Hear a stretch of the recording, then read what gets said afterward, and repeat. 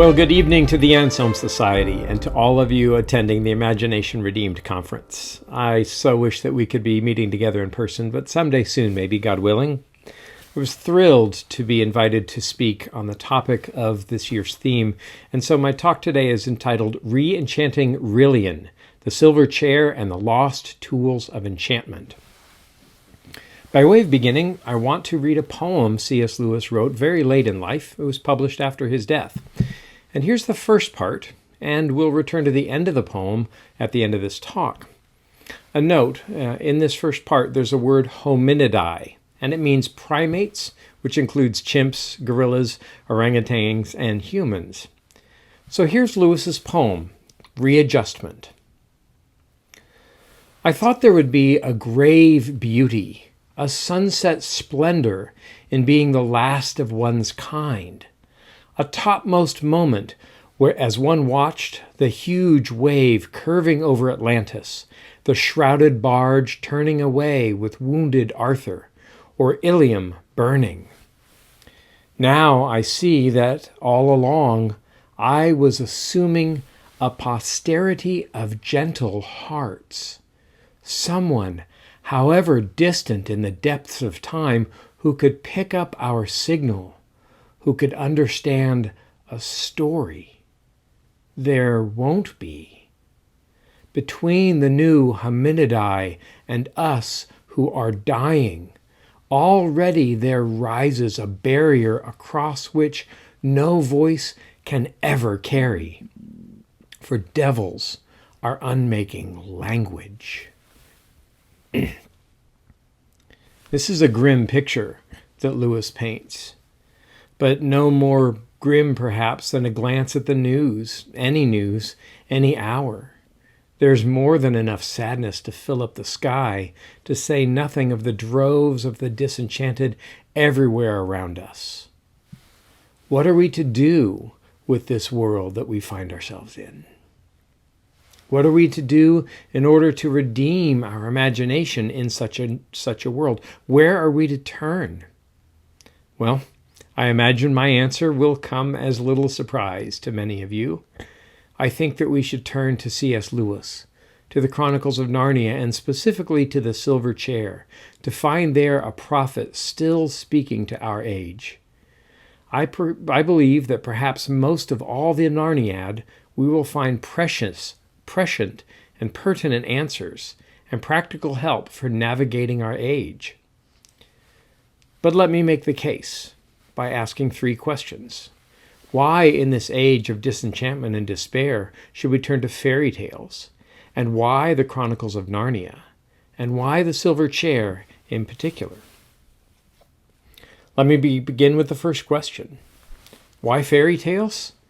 Well, simply because it has to be fairy tales. Remember Lewis's clarion call in that marvelous sermon, perhaps the best thing Lewis ever wrote, The Weight of Glory, where Lewis warned us that we should, quote, remember your fairy tales. Spells are used for breaking enchantments as well as for inducing them. And you and I have need of the strongest spell that can be found to wake us from the evil enchantment of worldliness. I think he's right. And if that's not enough, we have the testimony of Jrr Tolkien in On Fairy Stories, that kind of manifesto of mythopoeic modernism. As you may know, this essay kind of serves as the statement of faith for Lewis and the Inklings, a statement of faith and story.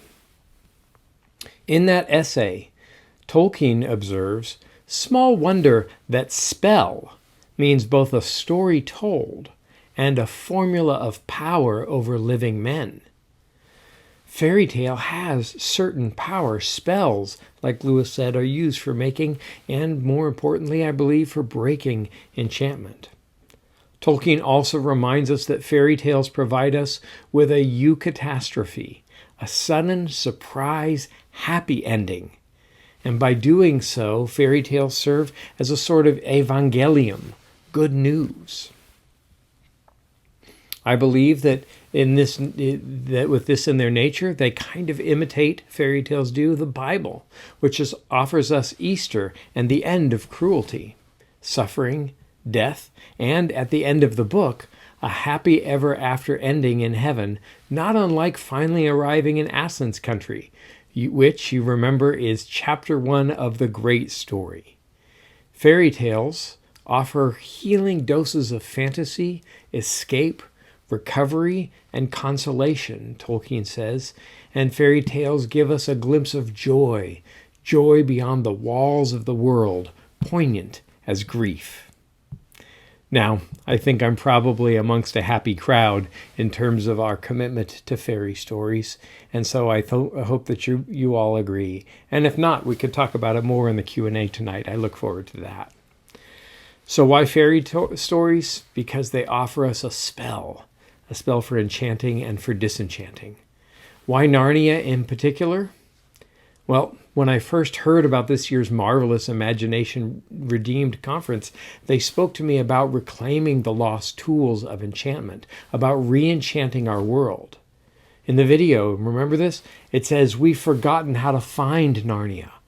Or have we? It's an important question, because as a world, we have. Like Lewis said, devils are unmaking language, and we've lost our way through the wardrobe, and evil enchantments have seduced us to sleep. Read the news and shudder.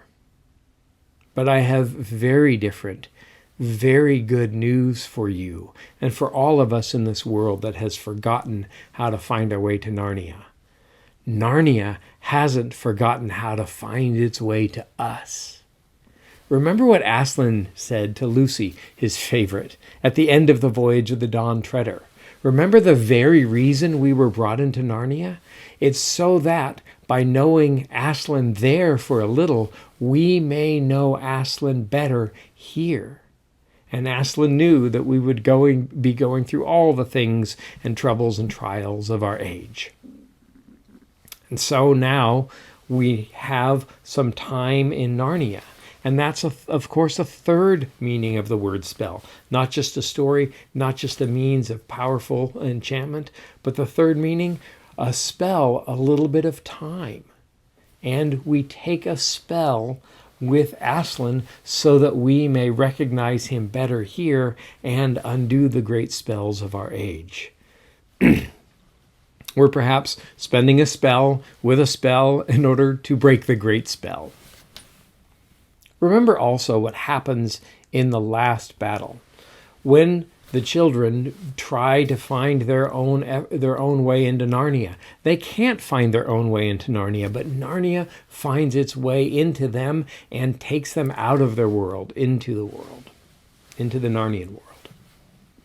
Now, as the Reverend Dr. Michael Ward has found, this a dear friend of this society, as he showed us over a decade ago, there's far more to Narnia than meets the eye. And many things in his astounding book, Planet Narnia, he does many things for us. But perhaps the most important thing that Michael Ward does is offers us this unshakable certainty that we need to dive deeper into the Narniad. 70 years on, in many ways, we've only just begun to scratch the surface of these magnificent books. Lewis himself told us so. Remember in Letters to Children? He tells a young writer to fill up the gaps in Narnian history, claiming, "I've left you plenty of hints." There's much more to do in Narnia. So that's why fairy stories, and that's why Narnia. Why in particular, though, the Silver Chair? Well, that's something worth rolling up our sleeves and taking a longer look at. In the context of the 1950s, and the Silver Chair comes out right in the middle of the Narnia books, we find a world full of the disenchanted. Other books from that decade, Fahrenheit 451, The Catcher in the Rye, On the Road, The Invisible Man, Atlas Shrugged.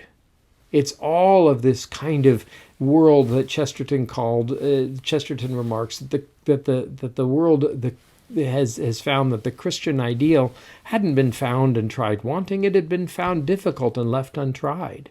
And all the ennui and disappointment of the modern times, of the modernist era, all of this kind of God is dead mentality and the world weariness of all, we were too smart by half and not smart enough. It's into such a world of Atlas Shrugged and Catcher in the Rye, of this disenchantment with all of life, that Lewis takes up the Chronicles of Narnia. It's almost a militaristic endeavor. In fact, Lewis is always doing battle, and that's part of why battle features so prominently in so many of the Narnian books. In 1955, not long after this book was published, Lewis says to Carl F.H. Henry that he had done what he could by frontal attacks, but is now trying to catch the reader unaware through fiction and story, right? These symbols are a more powerful weapon. Lewis is still fighting the war of truth and the war of gospel in this world. What Tolkien called early on trying to do good in this world for God and for truth, which are much the same thing. Lewis and Tolkien both said there aren't enough of the sort of books we'd like to read. We'd better write some ourselves. And so the Silver Chair kind of comes into this context of the 50s. Now, although the Silver Chair is midway in the writing and midway in the publication, I think that we would be wise to consider the Chronicles by their title, by Chronicles, by talking about the times of the land of Narnia. Paul Ford, in his marvelous book, Companion to Narnia, has mapped out Narnian history as far as we know it. And according to Paul, and I believe him, there are 2,555 years in Narnian history. So the last battle and the end of Narnia takes place in 2555. Where does the Silver Chair fall in that chronology? Now remember to read the Chronicles of Narnia in the correct published order. The Lion, the Witch, and the Wardrobe, then Prince Caspian, then The Voyage of the Dawn Treader. Next comes the Silver Chair. Okay. Then we have A Horse and His Boy, but if you remember, Horse and His Boy takes place during the children's reign in The Lion, the Witch, and the Wardrobe. After that, The Magician's Nephew, which goes back to the very founding of Narnia. That's the beginning of Narnia. And then ultimately you have The Last Battle. So the last book chronologically in Narnian time, before The Last Battle, is The Silver Chair. In fact, the grim, dark mood of the last battle begins by this kidnapping and by the gloomy tone and the underworldly themes that we find in the Silver Chair. And no wonder, because I argue that the Silver Chair is the beginning of the Narnian eschatology. One of the working titles for the last battle that Lewis had was Night Falls on Narnia. And in the Silver Chair, night begins to fall. You can even see how often they are there at night. They arrive at night. They meet with the owls at night. There's that artificial night of the great underworld marching through the night. And even when they resurface with Rilian, it's nighttime again. The time is growing close. It's the beginning of Narnian eschatology. Think about the last battle and the Silver Chair, that age where everybody is also too smart by half, where all they know about Aslan is that he's not a tame lion. They've got a lack of theology and an abundance of cliche and no rhetoric whatsoever. It reminds us of our age. The political screeds that go on have nothing of rhetoric in them, nothing of high-minded debate. It's just Twitter feeds and headlines. There wasn't the kind of nobility, and so our truth about Aslan has just boiled down to a simple cliche. He's not a tame lion, and that's all we seem to know. Doesn't it remind you of 2 Timothy chapter 3? Remember what he says? There will be terrible times in the last days. People will be lovers of themselves, lovers of money, boastful, proud, abusive, disobedient to their parents, ungrateful, unholy, without love, unforgiving, slanderous, without self-control, brutal, not lovers of the good, treacherous, rash, conceited, lovers of pleasure rather than lovers of God, having a form of godliness but denying its power. And you could say much the same thing about how it is in the Silver Chair, and then certainly soon in the last battle. The difference in time, the Silver Chair takes place in 2356. Narnia ends in 2555. What you have in the last battle is fewer than 200 years left in all the world of Narnia, less than 7% of the entire time that was there. The darkness is growing, and that mood is getting more and more terrible. You can even see the Silver Chair as a kind of Narnian Ragnarok, right? The twilight of the gods. That's the thing about Norse myth, which so encaptured Lewis and Tolkien. One of the things that you have in Norse myth is this kind of steady march to the destruction of everything. It's kind of the opposite of the Greek idea that the golden age is to come, right? Or the golden age was way in the past, and someday things might get better. Now things are getting worse. Bob Dylan in his wonderful album Time Out of Mind has got a song where he says it's not dark yet, but it's getting there. It's a little bit like in The Great Divorce, in the Gray Town, where it's twilight. And it's twilight, but things are going to get dark. The gods are going to fall from the sky with the stars. This is where the world is getting darker before the morning star comes from on high. Yes, there's hope at the end, but the hope at the end, as Lucy recalls with tears, can't happen unless Narnia dies. Narnia is the seed that falls into the ground, which dies and then bears much fruit. But it's not Narnia, of course, it's Aslan. So, who do we find in the Silver Chair? Who's the centerpiece with his silence? It's King Rilian, of course. And King Rilian, I'll argue, serves as a kind of memory trace of Narnia. In the last battle, as Tyrion is tied to the tree, Tyrion, the last king of Narnia, he recalls Rilian. He also, when the children come, recalls that it's Eustace and Jill. They are the last ones to be in Narnia before Narnia ends. Eustace and Jill rescue Rilian. And that's the last visit from the children before the last battle. They claim as their bona fides, we were the ones who rescued Rilian. That's how they identify themselves, Jill and Eustace do, when they come. Their bona fides come from the Silver Chair, and they are the ones who come to help Narnia. If I had more time, I would underscore the real importance of the Silver Chair by giving you a kind of Eustachian model for effective evangelism. Remember that Eustace comes upon Jill. They're at Experiment House. It's also a very dark place, right? With much disenchantment. They don't go in for fairy stories there. If you read the first chapter of Silver Chair, you'll find Eustace spreading the gospel to Jill in this way that I think is incredibly imitable in our age. Read it. It's fantastic. He asks how she's doing. He humbles himself. He goes down to her level by sitting on the grass. He starts a lecture, and then he catches himself. He apologizes. He appeals to the change that has been in him. He offers her a peppermint. He meets her material needs as well as her emotional and spiritual needs. It's fantastic. I think The Silver Chair is in some ways one of Lewis's most mature works. And we can talk about the Eustachian model for effective evangelism later in the Q&A.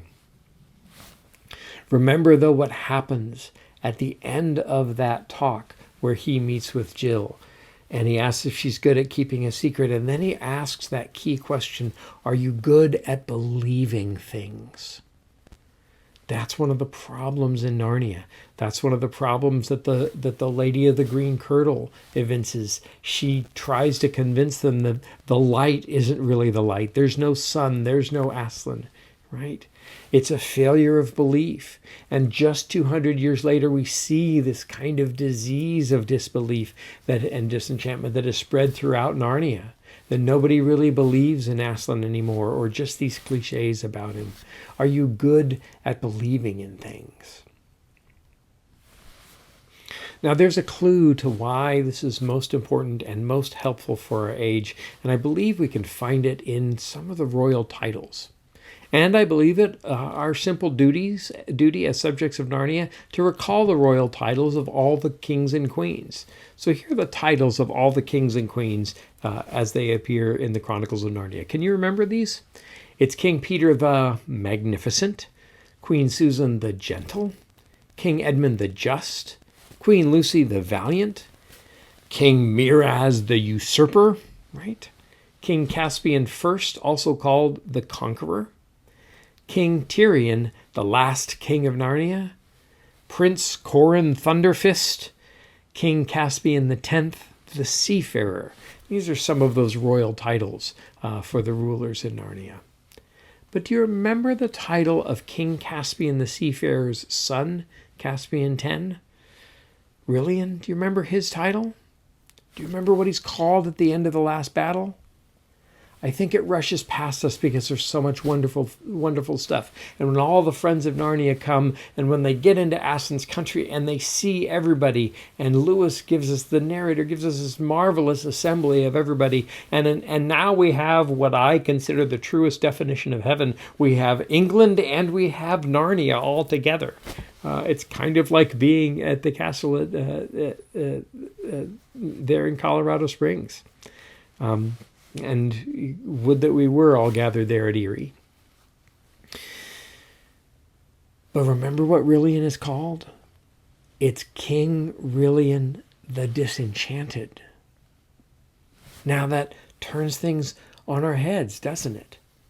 It's Rilian the Disenchanted, not in the way that we are disenchanted, but he was the one who is disenchanted by Jill and by Eustace. And that to me is another reason why we read Prince Caspian or Silver Chair, especially among the Chronicles of Narnia, among the fairy tales that we need to wake us from the spell of worldliness that has trapped us for over a century, Lewis says. Here's another reason why I think that we should read Silver Chair as a way as to kind of formulate an antidote to what we see given to us by the world in front of us. I have long argued that if Lewis is an evangelist for anything, he's an evangelist for good reading and careful rereading. I think that you find much more about the reading process than you even necessarily find out about the scriptures by reading Lewis. In fact, my kind of universal field theory is that Lewis is all about charity, caritas, love, but the way that he wanted us to approach love was by seeing it clearly. And Lewis's job, I think, in all of his writing is to help us to see clearly. And that's why he's such an important literary critic and historian. He helps us to read things more clearly. How many of you have picked up a book by an author that you didn't know but later fell in love with because Lewis first mentioned it? Now, I imagine that many of you, like me, have had the same experience where Lewis goes on raving about a marvelous medieval or Renaissance author, and you pick him up or pick her up and you find nothing to it. It's hard to get as enthusiastic as Lewis does. But Lewis has opened so many doors. Certainly, personally, Lewis opened not only the doors to Tolkien and to MacDonald and to Chesterton and to Charles Williams. Lewis opened the door to classical literature. I went back to school so that I could start reading Lewis without having to look up the references. Like Jerry Root, the entirety of Western civilization that I know about because I've tried to follow Lewis, starting in the classics and then the medieval literature, Renaissance literature, Romanticism, 19th century literature, Victorian literature, modernist literature, postmodernist literature. It's all there in Lewis. And I think that he's a careful guide. I think that he's an incredibly helpful guide in terms of encouraging us to read and to reread in the Silver Chair. And that's one of the great things I think that Lewis does in the Narnias. I think he embeds there references to literature that we won't read as children. We won't read, many of us, likely until we're in college or high school or well beyond. But when we find a story later on that we have first found in reading the Narnias, we already feel as if we own that story. I was recently reminded, in fact, just a couple of days ago, by Karen Swallow Pryor in her marvelous article about Joseph Conrad's Heart of Darkness, which was published on the Gospel Coalition. I encourage you to pick up her edition of it and to read her review. She reminds me of this wonderful quote from Lewis's essay on the reading of old books. None of us, Lewis says, can fully escape the blindness of our age, but we shall certainly increase it and weaken our guard against it if we read only modern books. And how much worse if we only watch TV. Where they, modern books are true, where they are true, they will give us truths which we half knew already. Where they are false,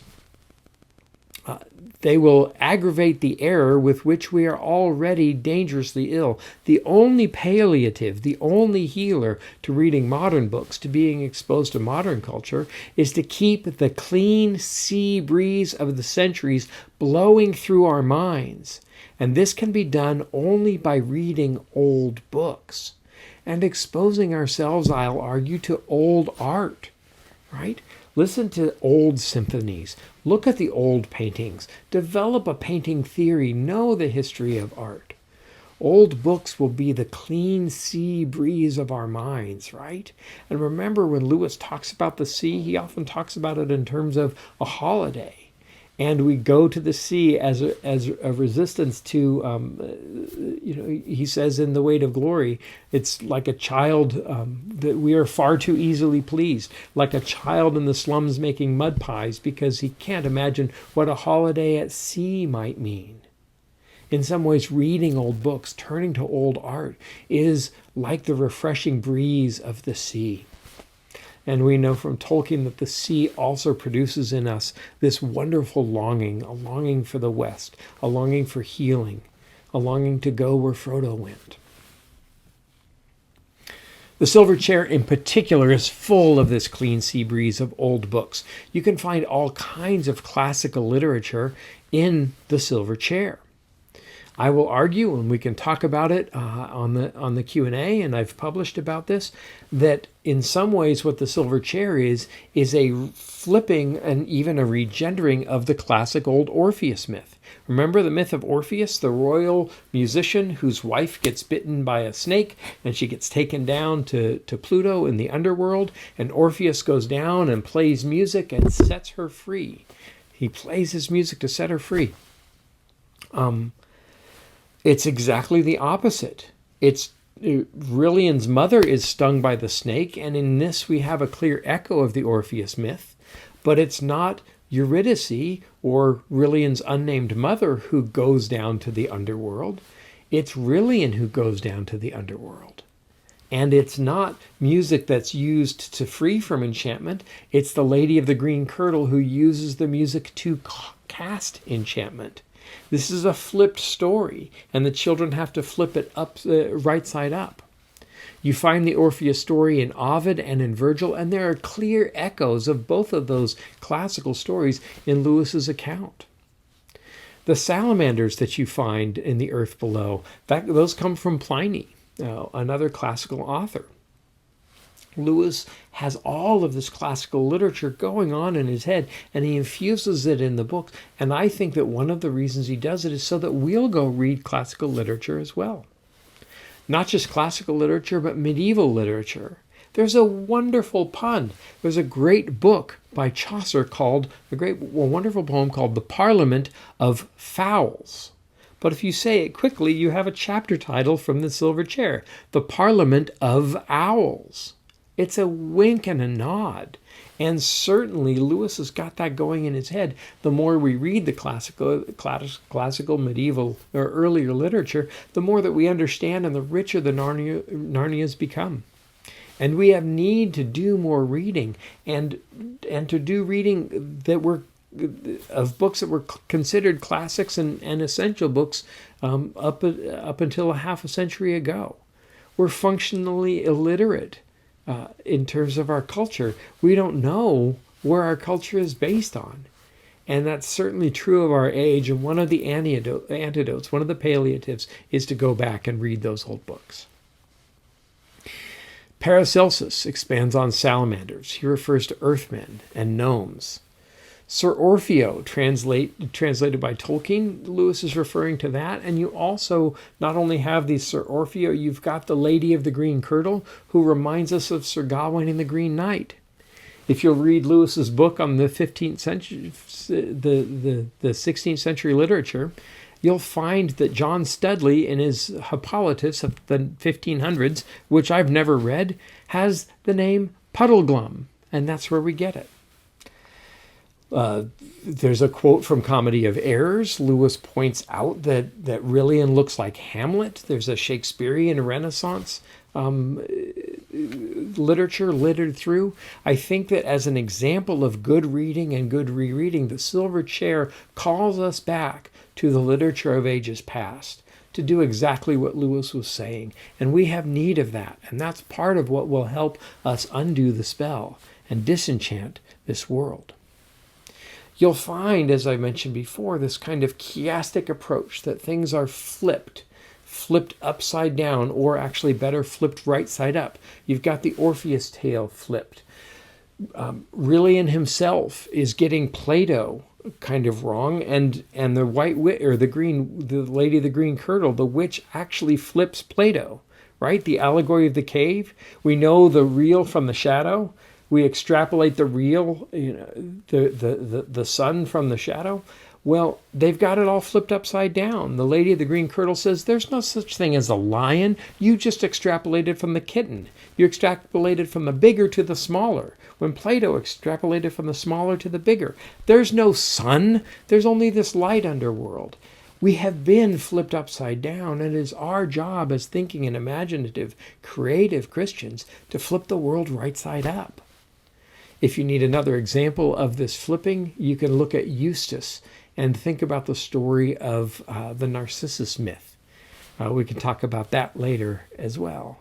What happens in this book, what happens by reading and exposing ourselves to older art, is that Lewis begins to disenchant our own disenchantment. He rehabilitates, even redeems the idea of disenchantment. It's a good thing when it comes to our friend Rilian. So what should we do? How shall we then live? I think that Lewis would suggest the things that we already long to do. I think that we should embrace art. Lewis has given us good advice no doubt that we'll embrace. Read good books and read old books. By extension, embrace good art. Revisit old paintings, music that has stood the test of time, poetry, dance, for the love of God. I think we need to invest ourselves again in art, and that too will keep us pure from this age and give us hope and messages from other ages that we can carry forth as evangelism into our own age. Almost equally important, though, I think, is to embrace bad art, to sanctify, or at least to seek to understand the darkness of our age. Lewis says, good people know about both good and evil. Bad people do not know about either. T-Bone Burnett, the record producer, says that as Christians, we can either talk about the light or talk about what we see by the light. But I think that it's incumbent upon us as Christians to expose ourselves to art, even bad art, so that we can explore the darkness, and that we can show why the darkness isn't the last and only answer. We need to re-enchant our age by disenchanting our age from the art that it's been given. It's up to us who have been embraced by the light of the world to take that light and by it to reveal, to understand, and to either resist or redeem the darkness. We are called to be a city on a hill and not hide our lights under a bushel. And we do this by our approach to the art of the past and the art of the day. Not only look at the old art, but create art. To embrace the Imago Dei is to perform an act of defiance against the darkness. Create. Do it not only for others, if not for yourself. And there's never a convenient time to create. Remember that Lewis wrote the Narnias while he was busy at work, losing elections for positions with more prestige, losing friends. Minto was going mad, Warney was getting drunk, and he still sat down and wrote the Narnias. Remember that Lewis said in Learning in Wartime, the only ones who ever do anything in this world are those who do it when conditions are yet unfavorable, because favorable conditions never come. Get up and do it. Do something. Identify the obstacles in your world and the obstacles to creativity as daily crosses that God will give you daily grace for. And look for help. What's your silver chair keeping you from acting creatively, re-enchanting and redeeming the imagination of this world? But be gentle with yourself. As a future priest, I owe it to you pastorally to say, cut yourself a break when you screw it up. You were bound to. Remember that the children forgot the signs. They and Puddleglum squabbled, blamed each other, got drunk, turned to sensual pleasures. But he who began a good work in us will bring it to completion. Remember that our power is made perfect in our own weakness, and the thing that really breaks the spell is not the beautiful creativity while Jill is off blubbing in a corner, and the Marshwiggle who wants to live like a Narnian even if there is no Narnia stamps on the fire. The thing that disenchants it can be very ugly, and the smell of burnt Marshwiggle might well be the best perfume of our day. Remember, even after they re-enchant, disenchant Rilian and bring him up, they surface into a dance, right? A dance of perfect steps, but they get a snowball in the face. Embrace the creative process as a hope for this day, even when you get it wrong.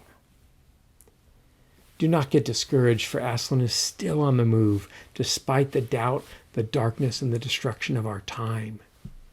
So let's return now to readjustment, to that poem I read you at the beginning.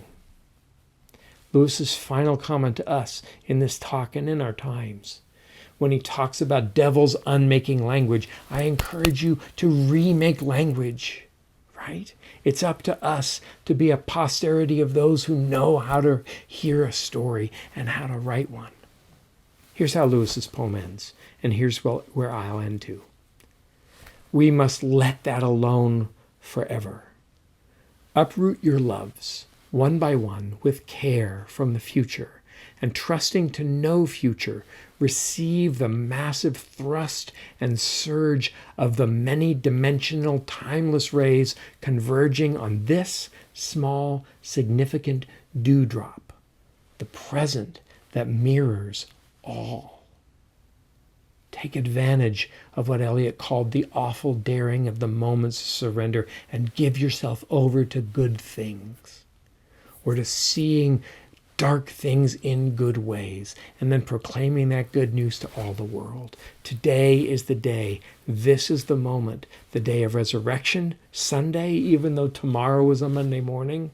And today is the day to recover, to renew, to rehabilitate, and to re-enchant all of our worlds.